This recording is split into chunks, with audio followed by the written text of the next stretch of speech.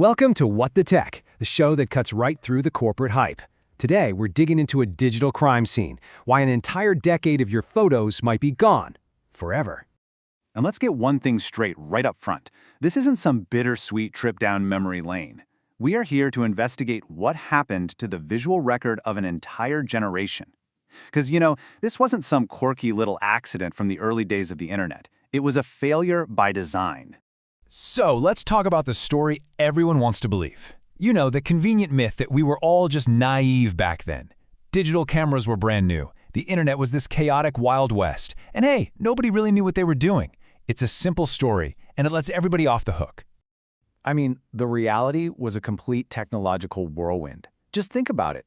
In the span of 5 short years, we went from film cameras being the standard to this massive explosion of digital point-and-shoots, only to see them get totally wiped out by the smartphone. We were jumping from one new gadget to the next without even a second to breathe.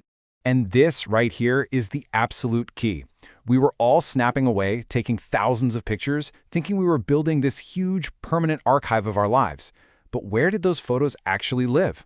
Well, they were scattered across flimsy little SD cards, CDs that you could scratch just by looking at them, and laptops that were literally one spilled coffee away from total oblivion. So let's get to the real story. This is not about us being clumsy users or technology moving too fast. No, this is about business models that were broken from the start and promises that were never meant to be kept. This is about the great big lie of the free internet, where our memories just ended up as collateral damage. I mean, that's the central question, isn't it? We were promised that digital meant infinite copies, that they'd last forever. So how in the world did we end up with this massive black hole in our collective memory? How did millions upon millions of photos just, poof, disappear?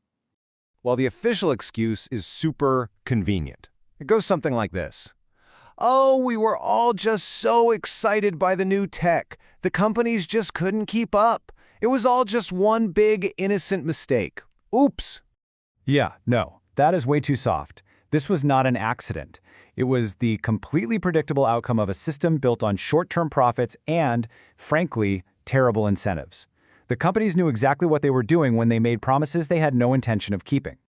Just look at the difference here. This really shows you the fundamental shift in who had control.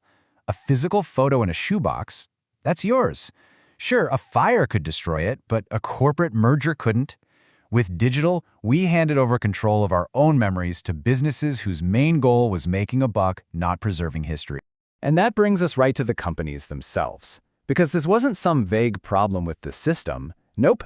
They were very specific decisions made by very specific platforms that led directly to this mass deletion of our own culture. This was the unspoken deal of the 2000s internet. The big promise was, it's free, it's safe, it's unlimited. But the reality, the fine print, was more like, we're just experimenting here. We'll figure out how to make money later. And hey, if your photos get wiped in the process, that's a you problem. Okay, you want a prime example? Let's talk Shutterfly. According to one of our sources, their policy was basically to lock your photos inside their system. You could see your pictures, sure. You could even use them to buy mugs and calendars from them. But if you wanted to get your own original files back, you had to keep buying stuff from them. Let's just call this what it is. That is not a business model. That's a ransom note. That's holding your own memories hostage.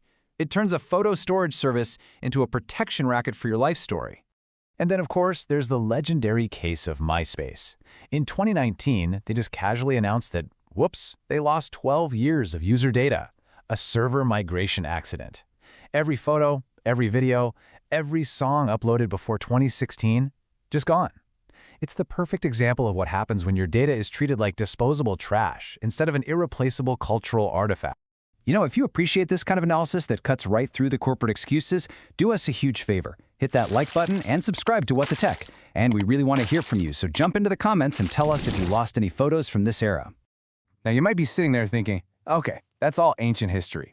We've learned our lesson, right? But here's the most important part of this whole story.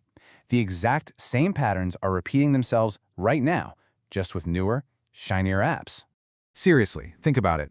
All those free services you use every day, the AI chats that promise to save your entire conversation history, those free note-taking apps, the unlimited cloud storage for your documents, they are the MySpaces of today. Every single one of them is just a business model experiment and a future shutdown announcement waiting to happen.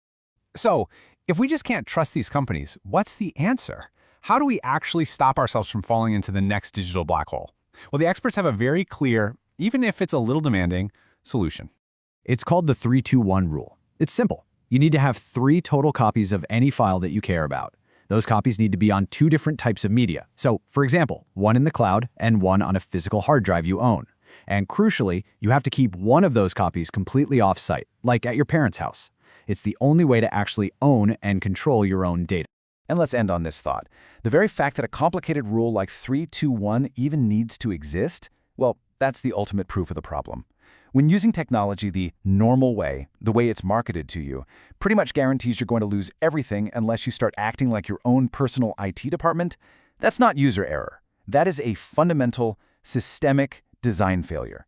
And that's a lesson we can't afford to forget.